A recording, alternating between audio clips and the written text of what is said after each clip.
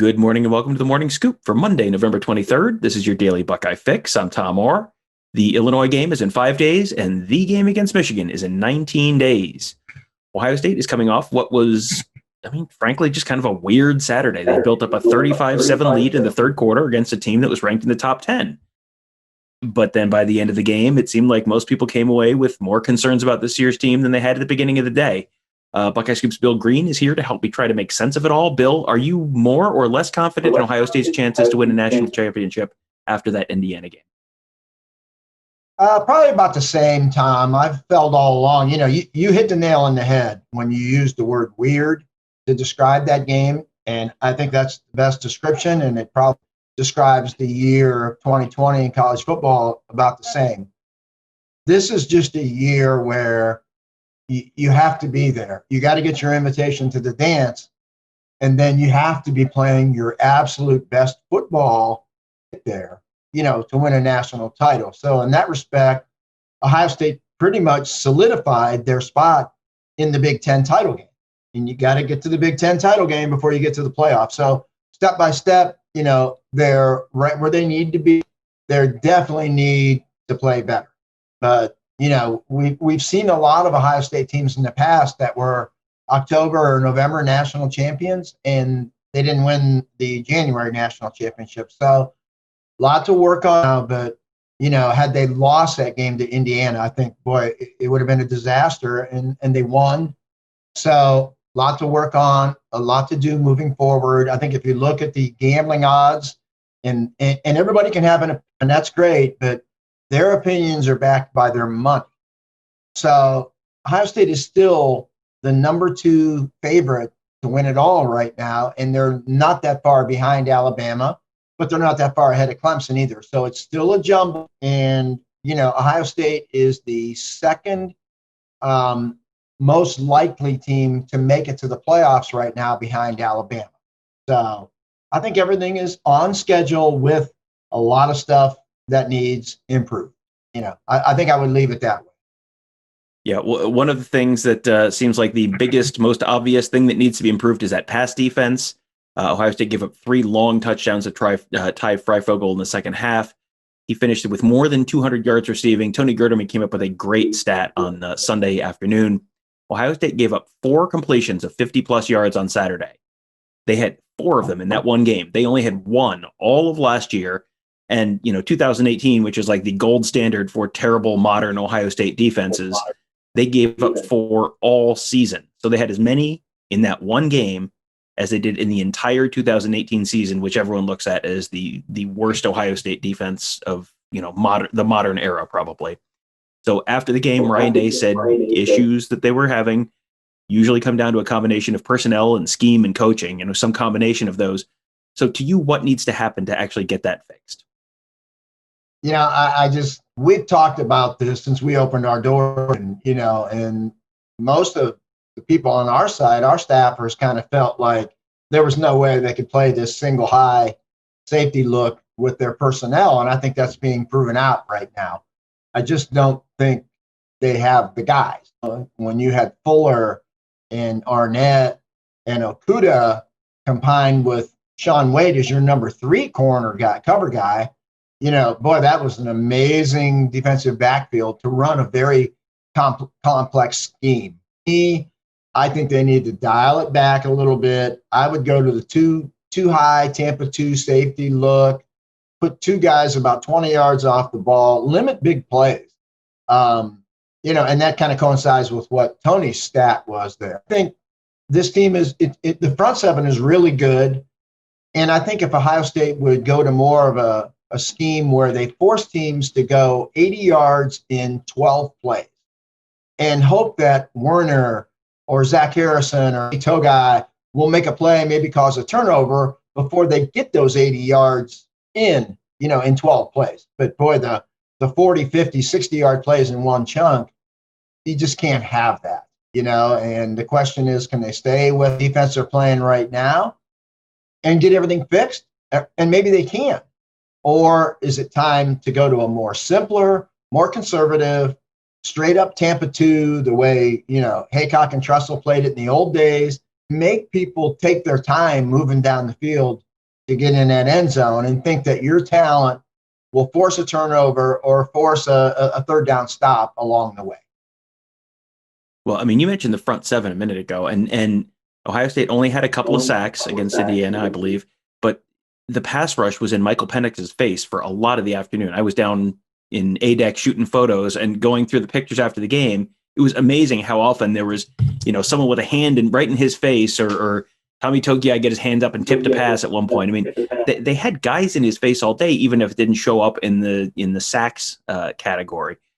So, is the defensive line and the front seven overall to you right now good enough to stand up against the Alabamas and the Clemsons of the world, or is that another kind of area of concern?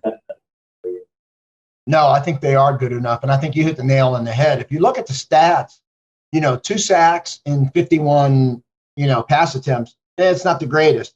But if you looked at the hurries and the pressures, they were high.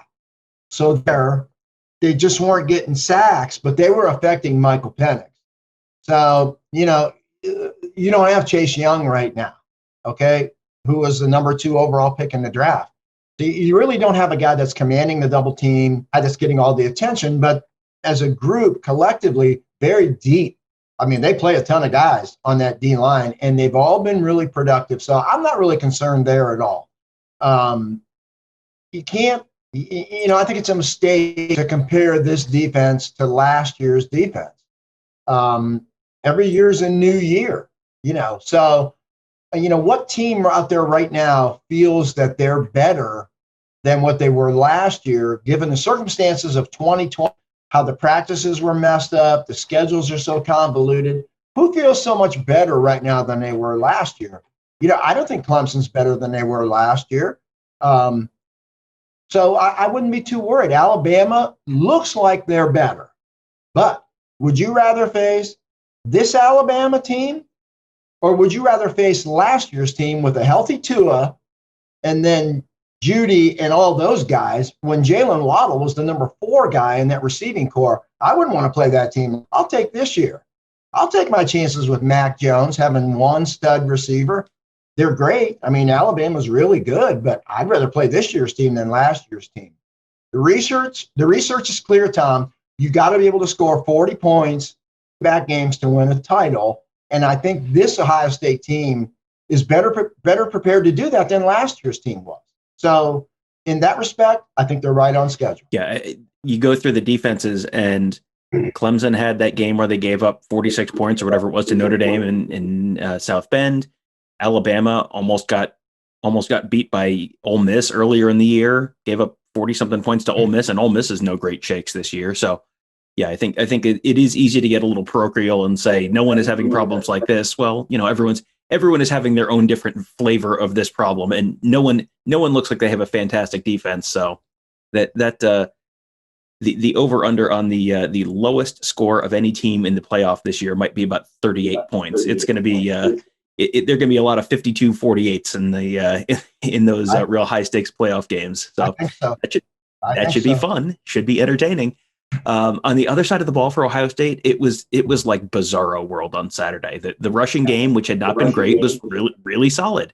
And then Justin Fields threw as many interceptions in the span of 3 hours as he had in his entire college career up to that point. So let's start with Fields. Is that something the Buckeyes need to be really concerned about, or was that just a bad afternoon against a tough defense? Yeah, I think it was, nothing at all to be concerned with. To me, he's still, the best or one of the best quarterbacks, in the country. The way it looked to me, and I'm not a psychiatrist, I don't play I scoop either, but it looked to me like they got out to that huge lead, and it looked like it was going to be party time and they could do whatever they want. And I really thought he forced the issue a little bit. And in the back of his mind, was he thinking, this is my Heisman moment where I'm falling down with 3 guys hitting me and I fire one down the middle of the field that Garrett Wilson makes a great play and runs it in for a touchdown. And they'll show that on ESPN for the next 6 months. It looked to me like he got ahead of him, did things he doesn't normally do when it became pretty apparent Ohio State was going to win in a blowout. And I think he was looking for a Heisman moment. No way to prove that. He would never admit that. But I think he kind of got out of who he is. And I think next week he'll be back to being Justin Fields again, and I think he'll be Justin Fields the rest of the year. So no worry at all for me with that guy. Yeah, there was a certain sense that they were not just sort of taking what was there at times, and it was, they had determined that and here's the time when we throw deep, and it's like, well, that may not be what the best option is on that play, but on the other side there, that's the passing game. The ground game, I mean, that was kind of like the big concern this year was how is the ground game going to be? Why are they not able to run the ball better? That always starts up front, and that to me looked like the best game we've seen out of the Ohio State offensive line all season. How would you rate the line on Saturday for both run blocking and pass pro? Yeah, I agree with you. I mean, they really mashed the football there. There were holes all day long. Teague and Sermon, might have left some yards even on the field. I really think if J.K. Dobbins was running the ball, it was last year, I think he whipped it yesterday. There were gaping holes there. So, it was good to see Harry Miller bounced back with a really big game. Wyatt Davis kind of looked like Wyatt Davis again yesterday. Now, I thought Josh Myers, was a little better, but still Josh Myers the way we know he can play. But, they mashed Indiana yesterday. So run game, I mean, very dominant. The tackles you have to mention. Mumford and Pettit-Frere have been really, really good to great in almost and probably is every game, really. I'd have to go back and look at my notes, but those guys are amazing, and they just do it play after play, series after series. So that's great to see. The pass protection, there were 5 sacks, and there were some hurries of just thought, like nobody's harder on the offensive line than I am. So, but I thought they were pretty good in pass protection yesterday, and I thought Justin, in looking for so many home runs and so many deep balls, I thought he held way too long, which, he's done that in the past too. And then you've got Master Teague, who has been amazing in pass protection this year up until Saturday when he was not good at all. And that was where J.K. Dobbins, was such a great runner. He was terrible in pass protection last year. And I think J.K. is the same thing's happening in the NFL right now. But Teague has been great in pass protection, but he was not good on Saturday. So I think some of the pass protection woes were more Justin holding the ball and Master Teague whipping in a couple spots. So, but I thought the O-line, played really, really well. And like I said, it comes from a guy that's very critical, the O-line on the weeks. But, no issue for me with those guys at all on their play on Saturday. But, well, we've talked about the fact that pretty much all of the teams in the playoff picture have some kind of issues right now. No one is coming in looking like the absolutely invincible, total, perfect machine juggernaut. So if you had the power to change any one thing on this Ohio State team that you think would most help its playoff chances, what would that thing be? What would you change on this Ohio State team that would most positively impact its playoff chances this year? Well, the one change I would make can't be made, and I would have Cam Brown healthy, and I would have started him from the beginning. I thought he was their number 2 DB going into the year behind Shaun Wade, and if he was healthy here right now. So that's one thing I would love to change. Can't change that. He's hurt. He's gone. So I would like to see them play more zone, play 2 high safety, deep off the ball. Tampa 2, 15, 20 yards off the ball. Play more conservatively on defense. Force these teams to go 80 yards in 12 plays to get to the end zone. They've got to stop the big plays. And that would be my unscientific, non-coach, pure amateur look at things. That's really what I would do. Well, Bill, thank you for joining me this morning. Bill had a great article on Buckeye Scoop on Sunday, which was the basis of this. I saw that and went, oh, good. I know what I'm talking about on the Monday morning scoop. This is fantastic. Always a great read. Mark Givler has a new column coming out a little bit later on today. Ross Fulton will have his X's and O's look tomorrow. He will be our guest on the Tuesday morning scoop this week. Tony Gerdeman had some great stuff over the weekend from the game. I posted, we got to shoot photos for the first time during games on Saturday. So have a little bit of a photo gallery in our Ask the Insiders board at Buckeye Scoop. A lot of great content, and it is Illinois week. And just because it's a holiday, we are not taking the week off. We will have a ton of great content there all week long.